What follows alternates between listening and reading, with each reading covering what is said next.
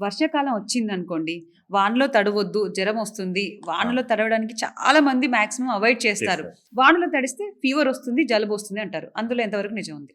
వానలో తడిస్తే జ్వరం రాదండి. ఇది గూడా ఒక పెద్ద అపోహ.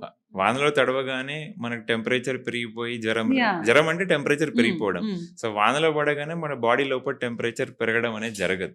సో, వానలో తడవగానే జనరల్‌గా ఏంటంటే, ఈ రెస్పిరేటరీ ప్రాబ్లమ్, సైనస్ ప్రాబ్లమ్ ఉన్నవాళ్ళు, టాన్సిల్స్ ప్రాబ్లమ్ ఉన్న వాళ్ళకి కొద్దిగా ఏమన్నా ఇబ్బంది ఉంటది గానీ, వానలో తడవడం వల్ల జ్వరాలు రావు.